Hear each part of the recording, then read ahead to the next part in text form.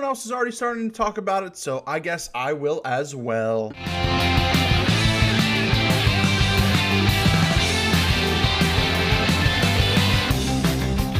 So it's about that time of year, and it's about that time to make this video when rumors really kind of formation and turn into things, and Nikon rumors and everything like that. And pretty much it kind of comes true for the most part. And usually within a couple months, you see these cameras pretty much with almost the exact same specs. So right now I'm going to be talking about and just kind of reacting, giving my thoughts about the Nikon D5 and what it should have in regards to what is given to us with some leaked information and everything like that. Starting off, it's going to be essentially like the same body and everything as typically ever since the Nikon D3, D3S, D4, D5S. So it's pretty much going to be the same thing in a 20 megapixel sensor. Now, a common reaction might be, well, why is it only 20 megapixels? This is a professional camera. This is a world. Well, Sony just released a 43 megapixel camera.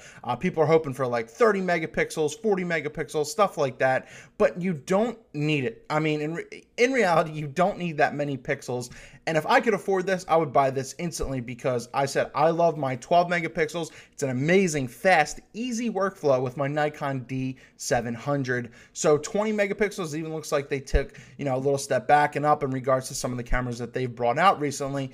But just to kind of show you where they came from, the Nikon D4 was a very nice camera as well. It had 16 megapixels, and it just kind of set the mark. It upgraded the video in regards to what the D3S had, so it was a nice benchmark camera for the professional brand, you know, and that came out, that was like $6,000. But then going even further, what you have now, they came out, what, a year and a half, 2 years ago, if not, maybe a little bit more, I'm not 100% sure, but you have a $6,000 D4S. Pretty much the same megapixels.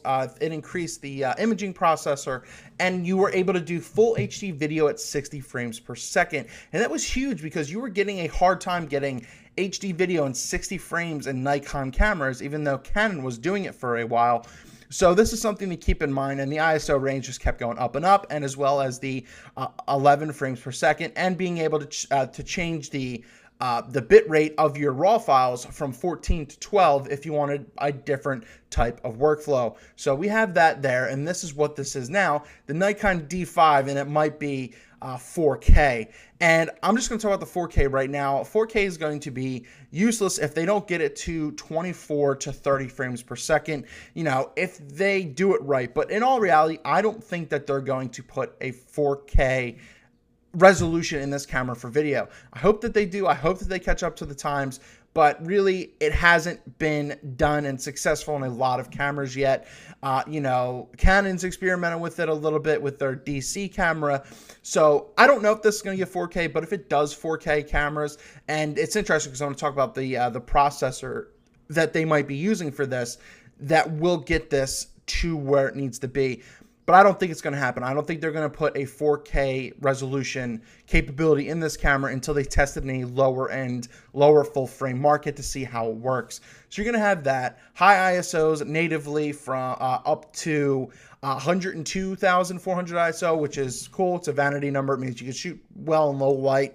Up to 10,000 should be perfectly fine. Great. That's what you get on most cameras anyway. 173 autofocusing points. That's good for me. They, you know, it's going to be accurate. It's going to be fast, all that kind of stuff. 15 frames per second. It's a bump up 4, and it's kind of, I guess, kind of competing a little bit with the 1DX, but the 1DX is really killer from Canon. Said same body and expected to be announced. I would probably say it's going to be late 2015. I don't think they're going to wait till 2016 because they're looking to churn out another camera since the D750. And I just really wanted to talk about this next. As a lot of you guys or girls may or may not know, they do work with Fuji. They do work with Sony in regards to, you know, sensors and processors and everything like that. They don't necessarily make everything themselves.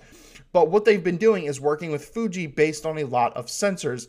And they work with this company called Socio Next. I think it's in Japan or something like that. You can read up more about them and everything. But they work a lot with 4K video. So it's interesting, and it's always been rumored that they're going to work with them with this new chip to help them with the 4K video. So it is promising if you're looking to maybe get into the 4K professional high-res game going up with a Nikon D5.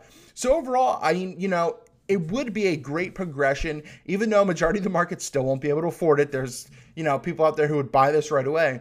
If they do 4K resolution, you're not going to get a touchscreen because it's Nikon and you don't need it. But you're going to get, hopefully, if this is what it is, you're going to get something that is finally going to set the Nikon line of DSLRs in a more set path to be just a touch more innovative, or at least to catch up to the damn market. So that's all I got. The Nikon D5, it's going to be pretty much for the same person who could buy the Nikon D4 or the D4S. The thing I'm going to love as a, as a consumer in the market is I'm going to get a Nikon D4 for under $3,000, if not under $2,500. And unfortunately, my Nikon D700, don't tell her, will have to go in that case. But, so expect the market to drop when this gets, announced and released, and it's probably going to be $6,000 when it comes out, if not maybe a touch more, which is going to be, once again, super expensive, but expected. What are your thoughts down below on these Nikon D5 4K? Rumors, thoughts, reactions, everything like that. As I said,